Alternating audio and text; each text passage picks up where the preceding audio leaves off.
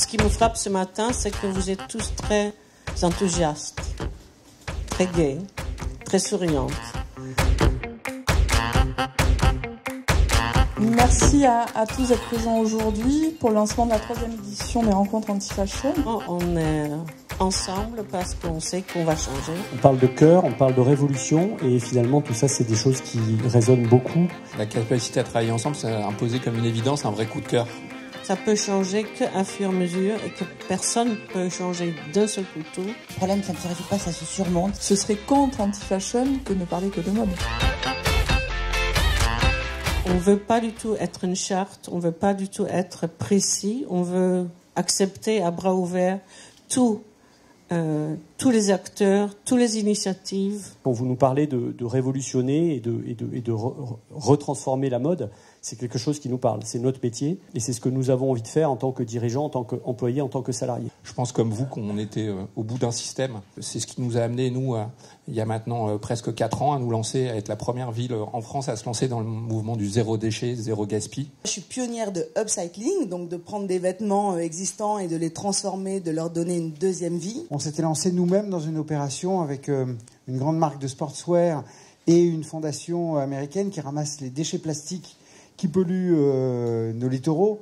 Chaque action que vous faites, quand vous respirez, quand vous mettez une voiture en marche, quand vous mettez un truc dans la machine, quand vous allez aux toilettes, tout ce que vous faites dans la journée, ça a un impact pour l'océan. On s'est intéressé à un métier un petit peu invisible, celui des teinturiers de l'indigo, parce qu'ils étaient en train de disparaître du paysage textile africain et on n'a pas voulu qu'ils disparaissent. L'idée, c'est de proposer un défilé de gens, un défilé populaire avec que des gens et pas du tout de mode. Comme ça, on ne sera pas du tout dans la mode et on sera dans autre chose de porteur.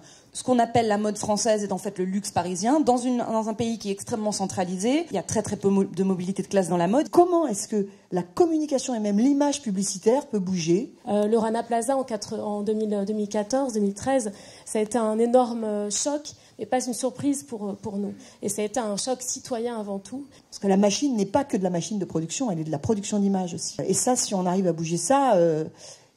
il y aura beaucoup d'intérêt pour la grosse production qui va s'effondrer. Et toute cette mise en mouvement a abouti effectivement à certains succès, avec notamment l'adoption d'une loi l'année dernière, après 5 ans de travail, la fameuse loi sur le devoir de vigilance. C'est une volonté de nos dirigeants de dire on va sauver l'entreprise et on va la sauver là où elle est, dans son quartier d'origine. L'entreprise n'a pas bougé depuis 180 ans. On va donner la possibilité donc à quelques jeunes fans de musique de produire dans les conditions professionnelles d'un des meilleurs studios de Marseille qui s'appelle Beat Bounce, de produire leur musique et de la faire écouter.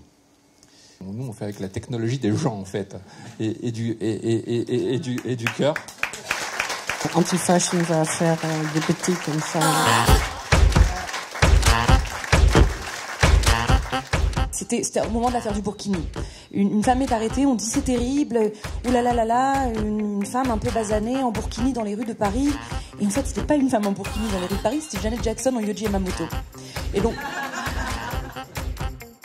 Il faut prendre notre bâton de pèlerin, éduquer, informer sans cesse et faire du beau. Et aimer.